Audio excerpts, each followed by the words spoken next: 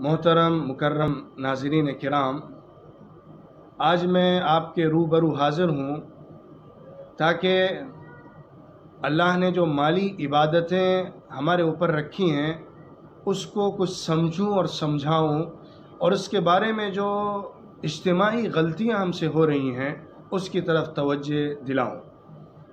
اللہ نے جسمانی عبادتیں بھی رکھی ہیں انسانوں پر اور مالی عبادتیں بھی رکھی ہیں۔ جسمانی عبادتوں کا نظام بھی عطا فرمایا ہے اور مالی عبادتوں کا ایک مکمل نظام عطا فرمایا ہے۔ جب تک ہم اس نظام کو فالو نہیں کرتے، جب تک ہم اس سسٹم پر نہیں آتے، جب تک ہم انسٹرکشنز، گائیڈنس اور کنڈیشنز کو فالو نہیں کرتے، اس وقت تک ہم اس کے عملی اجتماعی نتائج سے فیضیاب نہیں ہو پاتے جو اللہ نے شریعت میں رکھے ہیں۔ دوستوں، مالی عبادت کچھ وہ ہے جو فرض ہے اور باقی حصہ وہ ہے جو نفل ہے۔ میں بات یہاں سے شروع کرتا ہوں کہ انسان کے پاس مال جو آتا ہے، انسان مال جو کماتا ہے،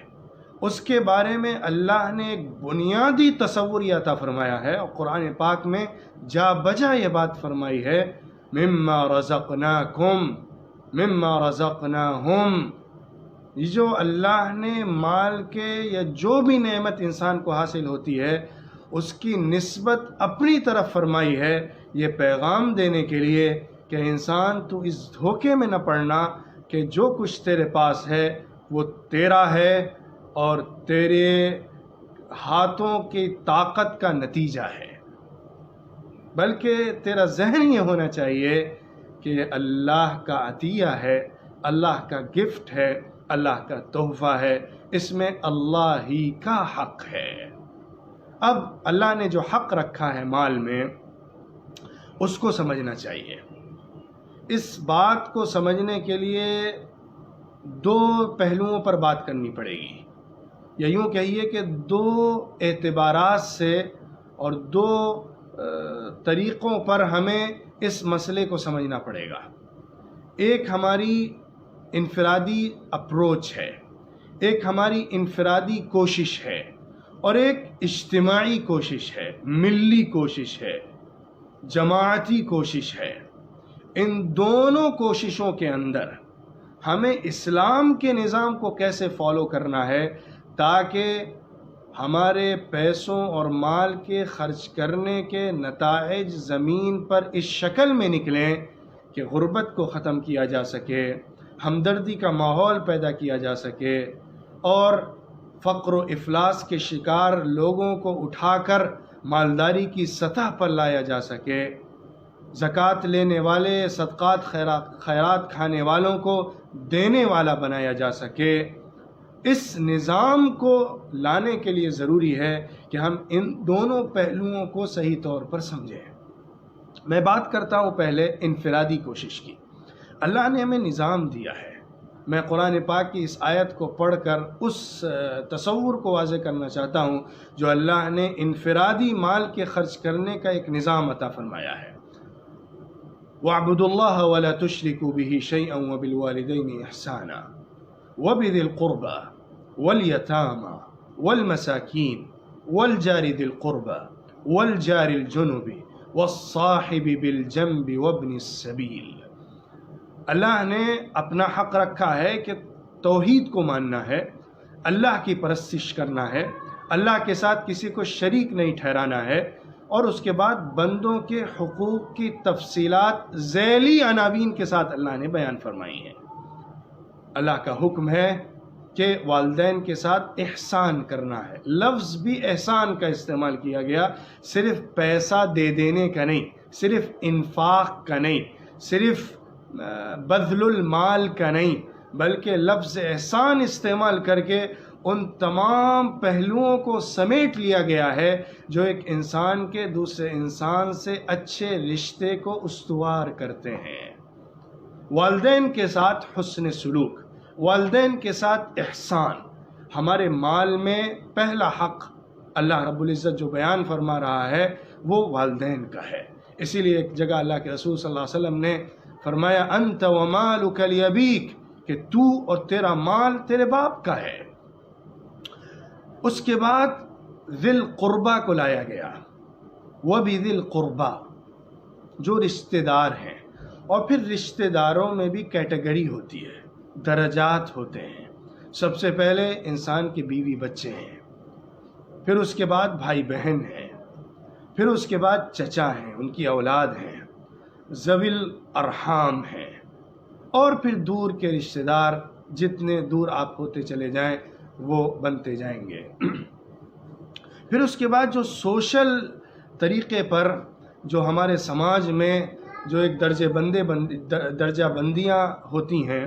اور لوگوں کی کیٹیگریز بنائی گئی ہیں، ضرورت مندوں کی، حاجت مندوں کی، اس کو بھی اللہ رب العزت نے سلسلہ وار بیان فرمایا۔ والیتامى،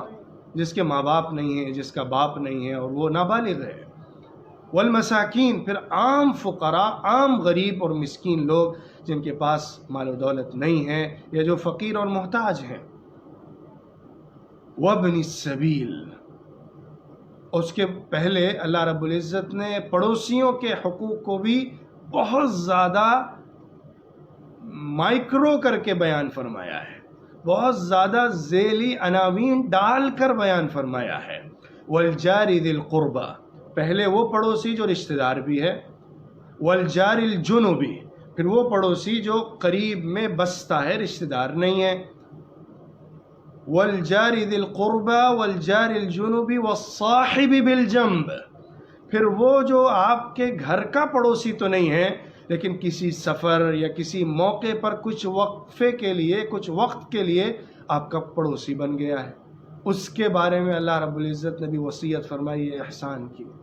پھر اس کے بعد ایک عام مسافر کیا ذکر فرمایا، جو آپ کا ساتھی تو نہیں ہے، آپ کے ساتھ سفر تو نہیں کر رہا لیکن عام رہ گزر ہے، جو کسی تکلیف اور پریشانی میں ہے، اس کے ساتھ بھی احسان کرنا ہے۔ تو اللہ نے انفرادی سطح پر جو مال خرچ کرنے کا ایک سسٹم دیا ہے وہ یہ ہے کہ انسان سب سے پہلے اپنے رشتہ داروں، اپنے اعزاء و اقارب اور اپنے ماتحتوں پر خرچ کرے جن کی کفالت اس کے ذمے ہے۔ حدیث میں فرمایا گیا وَابْدَأْ بِمَنْ تَعُولُ، جو تمہارے ماتحت آتے ہیں تم ان سے شروعات کرو، تم ان سے اپنے پیسے کو خرچ کرنا شروع کرو جو تمہارے ماتحت ہیں۔ اس میں جو انسان کی بیوی ہیں، بچے ہیں اور جو بھی اس کے زیر کفالت ہیں، ان پر خرچ کرنا انسان کا پہلا حق ہے، اور ان سے پہلے اپنے اوپر حق ہے، اپنے جسم پر خرچ کرنا حق ہے۔ وَلَا تَنْسَ نَصِيبَكَ مِنَ الدُّنْيَا، دنیا میں جو تمہارا حصہ ہے اس کو مت بھولو، اس کو بھی لو، اور آخرت کے لیے جو کرنا ہے اس کو بھی کرو۔ اور اللہ نے ایک عظیم عبادت کا تصور یہ عطا فرمایا کہ انسان اپنے اوپر، اپنے ماتحتوں کے اوپر جو ضروریات کا سامان لا کر خرچ کرتا ہے اور ان پر پیسہ لگاتا ہے، ان پر مال خرچ کرتا ہے، وہ بھی عبادت کا جز ہے، وہ بھی فرائض کی ادائیگی کی شکل میں ایک بڑی ذمہ داری کو پورا کر کے اللہ کی طرف سے اجر و ثواب کے استحقاق کا سبب ہے۔ اس کے بعد آپ دیکھیے پڑوسیوں کا جو معاملہ آتا ہے، اس میں ایک بڑی عظیم حدیث ہے جو ہمیں اس انفرادی سطح پر مال کے حقوق کی ادائیگی کی کوشش کو واضح کرتی ہے۔ ایک حدیث میں اللہ کے رسول صلی اللہ علیہ وسلم سے اما عائشہ رضی اللہ عنہ نے پوچھا، اے اللہ کے رسول، اگر میں کچھ کھانا پکاؤں اور میرے دو پڑوسی ہیں لیکن کھانا دونوں کے ہاں بھیجنے کے لیے کافی نہیں ہے، میں ایک کو بھیجنا چاہتی ہوں، کس کو بھیجوں؟ حضور صلی اللہ علیہ وسلم نے جو جواب دیا وہ یہ تھا کہ جس کا گھر یا جس کا دروازہ تمہارے دروازے سے قریب ہو اس کو بھیجو۔ ایک بالکل گراؤنڈ لیول سے جو مال کے خرچ کرنے کا انفرادی سطح پر نظام دیا جا رہا ہے وہ یہ ہے کہ انسان کی ذات سے جتنا قریب جو ہوگا اس کا اسی قدر حق اس کے مال میں بنتا چلا جاتا ہے۔ اس کو حق دینا ہوتا ہے کہ وہ اس کے اندر اپنے مال کی حصہ داری کرے اور ان لوگوں تک پہنچائے جن کی ذمہ داری اس کے اوپر عائد ہوتی ہے۔ پھر عام فقیر، مسکین، یتیم، غربا ہیں جو ہمارے مال کے حقدار بنتے ہیں، ان کو حسب ضرورت اور حسب موقع اور حسب جگہ دینا ہے۔ آپ کے قریب میں جو پڑوسی میں رشتہ دار ہو اور حقدار ہو تو وہ سب سے زیادہ حق رکھتا ہے آپ کے مال کے اندر۔ پھر اس کے بعد آپ کا پڑوسی جو آپ کا رشتہ دار نہیں ہے وہ حق رکھتا ہے۔ پھر آپ کا مسلمان پڑوسی جو ہے وہ حق رکھتا ہے، اور غیر مسلم پڑوسی اس کے بعد حق رکھتا ہے۔ اس سے آگے بڑھ کر آپ دیکھیے، جو آپ کے ماتحت یا آپ کے زیر نگرانی کام کرنے والے لوگ ہیں، ان کا حق آپ کے مال میں پہلے بنتا ہے، ان کو دیا جائے۔ بہرحال انفرادی سطح پر ایک انسان کی ذمہ داری ہوتی ہے کہ وہ اپنے مال کو اس نظام اور اس ترتیب سے خرچ کرے کہ وہ اپنے سراؤنڈنگ کو ایک مضبوط یونٹ بنا کر بہترین طریقے پر کفالت کے نظام کو مستحکم بنائے، اور ایک ذات کے ذریعے سے، اس کے مال کے ذریعے سے، اس کے آس پاس کے حصے میں جو اس سے فکری طور پہ، خونی طور پہ، جسمانی طور پہ، زمینی طور پہ جڑا ہوا ہے، وہ ایک مضبوط یونٹ بن جائے۔ اس نظام کو اچھی طرح سمجھیے، اور اسی ترتیب کو ذہن میں رکھتے ہوئے اپنے مال کی حصہ داریاں کریے، اور اس کے اندر دوسروں کے حقوق پہنچائیے۔ اب میں بات کرنا چاہتا ہوں اجتماعی مالی نظام کی۔ جس طرح ہماری عبادتوں کا ایک اجتماعی نظام ہے، اسی طرح ہماری مالی عبادتوں کا بھی ایک اجتماعی نظام ہے۔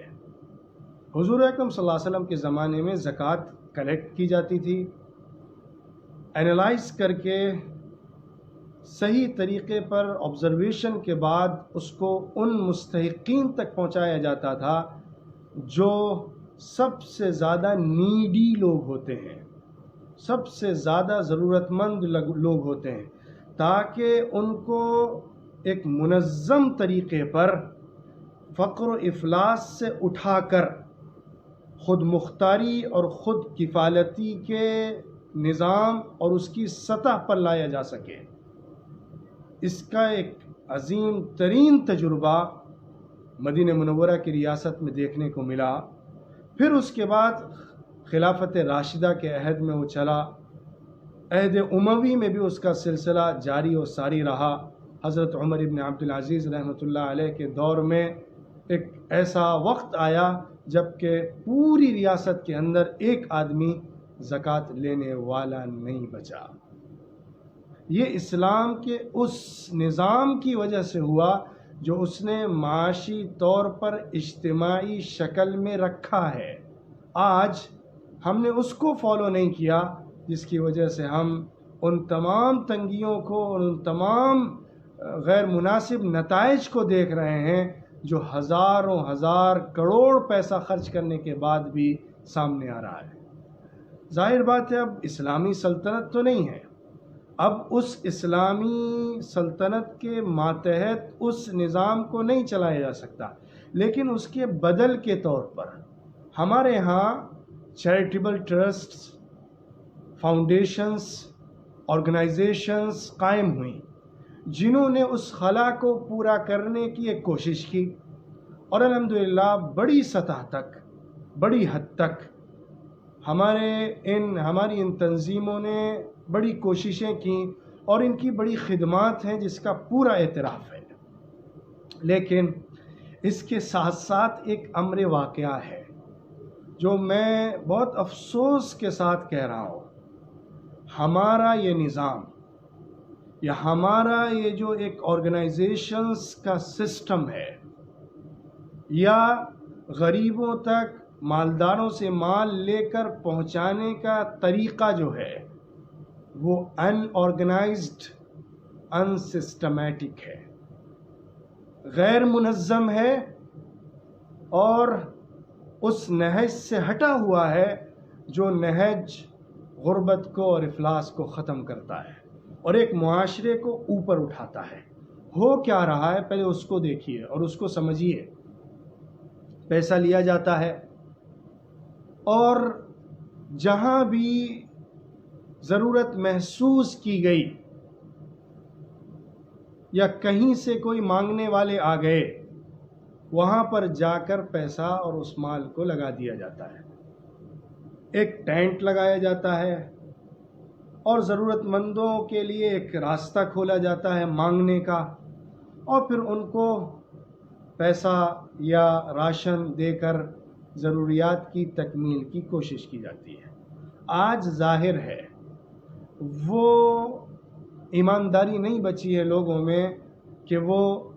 اپنے استحقاق کے بعد جا کر مال کو لیں۔ آج تو جھوٹ، فریب، دھوکہ، غلط کاری،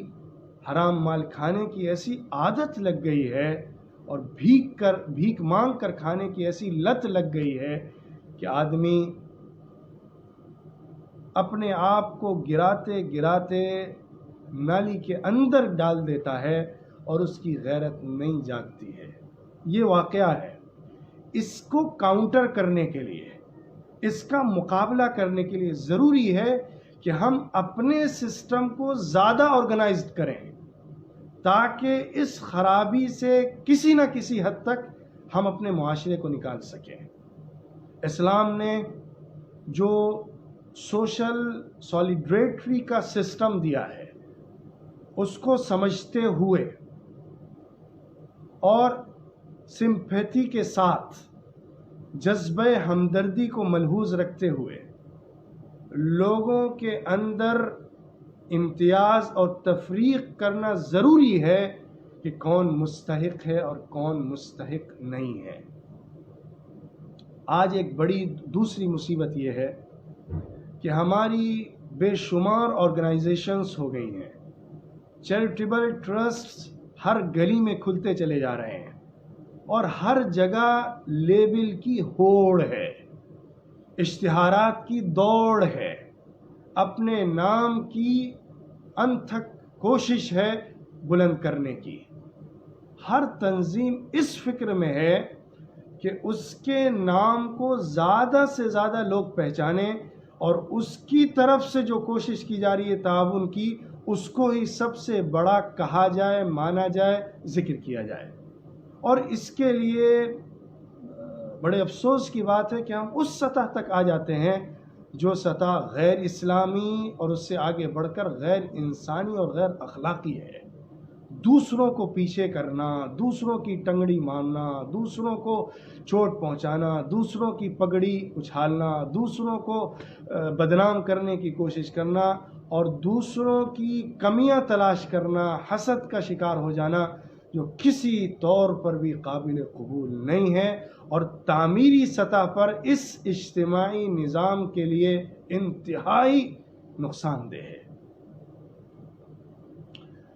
دوستوں، سمجھنے کی بات یہ ہے کہ جو آرگنائزیشنز کام کر رہی ہیں اور مختلف تنظیمیں جو سامنے آ رہی ہیں اور اس راستے میں کوششیں کر رہی ہیں، دو پہلوؤں کو سامنے رکھ کر کام کرنا ہے، یا یوں کہیے کہ ان چیزوں کو سمجھنے کے لیے دو باتوں کو ملحوظ رکھنا ہے۔ ایک بات تو یہ ہے کہ کمپٹیشن ہیلتھی ہونا چاہیے، مختلف تنظیموں، مختلف آرگنائزیشن کے درمیان جو مقابلہ ہے، کمپٹیشن ہے، وہ تعمیری ہو، تخریبی نہ ہو۔ وہ مقابلہ زیادہ سے زیادہ چیزوں کو لوگوں تک پہنچانے اور منتقل کرنے کا ذریعہ بنے، زیادہ سے زیادہ غربت کو ختم کرنے کا سبب بنے اور اس کے نتائج زمین پر زیادہ سے زیادہ نکلیں۔ یہ ہے جو ہیلتھی کمپٹیشن ہے، جس کی ضرورت ہے کہ وہ ہو اور رہنا چاہیے۔ دوسری بات کہ کوآپریشن کا ایک سسٹم بنانے کی ضرورت ہے۔ کوآپریشن کا ایک ایسا نظام ہونا چاہیے جس کی بنیاد پر کم از کم انفارمیشن شیئرنگ ہو، معلومات کا تبادلہ کیا جائے تاکہ ایک جگہ پر جتنی ضرورت ہے اتنا ہی سامان پہنچے، کسی بھی تنظیم کے ذریعے سے پہنچے۔ ایسا نہ ہو کہ ایک جگہ ضرورت سے زیادہ سامان پہنچ جائے اور دوسری جگہ جو زیادہ ضرورت مند تھی وہاں کچھ بھی سامان نہ پہنچے۔ جہاں ظاہری یا اشتہار کا فائدہ ہو وہاں تمام تنظیمیں لپکیں، اور جہاں یہ فائدہ حاصل نہ ہو وہاں کوئی بھی نہ جائے۔ یہ ایک ایسا تکلیف دہ منظرنامہ ہے جو ہم اپنی آنکھوں سے مشاہدہ کر رہے ہیں۔ مختلف تنظیموں کے درمیان ایک ایسا کوآپریشن یونٹ کا نظام ہونا چاہیے کہ جس کی بنیاد پر ڈیٹا شیئرنگ ہو، انفارمیشن شیئرنگ ہو، جس کی بنیاد پر ان کی کوششوں کو دوسروں کے سامنے لایا جائے اور دوسرے اس کو مد نظر رکھتے ہوئے دوسری جگہ اپنی کوششیں کریں، تاکہ سماج میں تمام حصوں تک اس فائدے کو پہنچایا جا سکے جو فائدہ ہمارا ان مالی مدد اور تعاون کی شکل میں ہوتا ہے۔ آج لاک ڈاؤن کے زمانے میں ایسی خبریں ملیں کہ کچھ جگہوں پر اتنا راشن تقسیم ہوا کہ سال بھر کے لیے کافی ہو جائے۔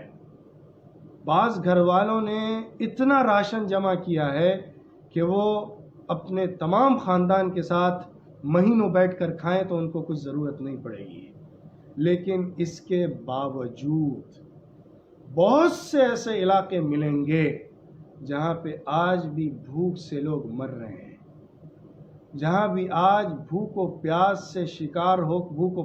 شکار ہو کر تڑپ تڑپ کے جانے جا رہی ہیں۔ ہزاروں کلومیٹر پیدل چل چل کے مزدور ہلکان ہوئے جا رہے ہیں، ان کو راستوں میں کھانے کو 2 لقمے اور پانی کے 2 گھونٹ نہیں مل رہے ہیں۔ یہ بھی ایک منظرنامہ ہے، یہ بھی ایک صورتحال ہے۔ یہ کیوں ہوا؟ کیونکہ ہمارا نظام آرگنائز نہیں ہے، کیونکہ ہمارے اندر، ہماری آرگنائزیشنز کے اندر ایگو پرابلم کی وجہ سے، ڈیٹا شیئرنگ اور کوآپریشن کے نظام کے فقدان کی وجہ سے یہ صورتحال بنی ہے جو ہمارے سامنے ہے۔ سننے کو ملتا ہے اور بہت تکلیف ہوتی ہے کہ جو مختلف تنظیمیں ہیں وہ آپس میں مقابلہ اس بات پر کرتی ہیں کہ کس کی کٹ زیادہ بڑی تھی اور کس کی کٹ زیادہ اس علاقے میں پہنچی ہے جہاں کے لوگ زیادہ گنگاتے ہیں، یا جہاں کی خبریں زیادہ نکل کر سامنے آتی ہیں، میڈیا میں آ جاتی ہیں۔ یہ بہت تکلیف دہ صورتحال ہے اور امت مسلمہ کے لیے تو سب سے زیادہ ناگفتہ بھی صورتحال کی وجہ ہے۔ ہمیں اس سے اوپر اٹھنا ہے، علاقے وائز اس کوشش کو کرنا ہے۔ اب میں آپ کے سامنے ایک روڈ میپ اور ایک سسٹم مختصراً پیش کر رہا ہوں تاکہ علاقائی سطح پر اس کوشش کو کیا جائے۔ ایک شہر میں یا ایک ضلع میں جو تنظیمیں کام کر رہی ہیں، وہ نیشنل لیول کی تنظیمیں ہوں یا لوکل تنظیمیں ہوں، علاقائی سطح کی ہوں یا ملکی سطح پر کام کرنے والی ہوں، ان کے درمیان کوآپریشن ہونا چاہیے، ان کے درمیان آپسی ڈیٹا شیئرنگ ہونی چاہیے، کم سے کم انفارمیشن شیئرنگ تو ہونی ہی چاہیے۔ ایک معلومات کا ذخیرہ جو جمع ہوتا ہے غریب علاقوں میں مال تقسیم کرنے کے بعد، ہم نے کتنوں تک سامان پہنچایا، کتنا سامان پہنچایا، کتنی ضرورت ہے وہاں پر، یہ جو ڈیٹا آپ کا نکل کر آتا ہے اس کو آپ دوسری تنظیموں کے ساتھ شیئر کریے اور دوسری تنظیمیں اس کو سامنے رکھتے ہوئے اس علاقے میں جائیں اور انہوں نے جن محلوں میں کام کیا ہے ان کے ڈیٹا ان کو دیں تاکہ اس کو سامنے رکھتے ہوئے یہ کام کریں۔ میں یہ نہیں کہہ رہا کہ تمام تنظیمیں مدغم ہو جائیں، میں نہیں کہہ رہا کہ تمام مختلف آرگنائزیشنز ایک بن جائیں یا ایک ہی جھنڈے پر کام کریں، یہ ناممکن سی بات ہے اور اس کی ضرورت بھی نہیں ہے فی الوقت۔ ضرورت اس کی ہے کہ جو کام کیا جا رہا ہے یا زمین پر جو ہماری کوششیں جا رہی ہیں وہ ثمر آور ہوں اور وہ صحیح طریقے پر پہنچیں. جن کو اتنی بڑی تعداد میں اور اتنی بڑی مقدار میں سامان ملتا چلا جا رہا ہے، ان کے اندر پھر کام کرنے کا مادہ ختم ہوتا چلا جاتا ہے، ان کے اندر محنت کرنے کا جذبہ ختم ہوتا جاتا ہے، ان کے اندر مانگنے کی سوچ بڑھتی چلی جاتی ہے، اور جو بھوک سے مر رہا ہوتا ہے اس کے سامنے تو پھر زندگی کا کوئی معنی ہی نہیں بچتا ہے. ان دونوں کو جوڑنا، ان کو جو ضرورت سے زیادہ پہنچ رہا ہے نکال کر، جن کو نہیں پہنچ رہا ہے ان تک پہنچانا ضروری ہے. تمام آرگنائزیشنز اور چیریٹیبل ٹرسٹس کے لیے، فاؤنڈیشنز کے لیے کہ وہ کوآپریشن کے ساتھ اس کام کو کریں تاکہ زمینی سطح پر جو نتائج نکلنے ہیں، جو فائدے حاصل ہونے ہیں وہ حاصل ہو سکیں، اور اس کو علاقائی سطح پر یونٹ بنا بنا کر کام کرنے کی ضرورت ہے تاکہ اس کے نتائج اور اثرات آنکھوں کے سامنے ان علاقوں میں دیکھنے کو ملیں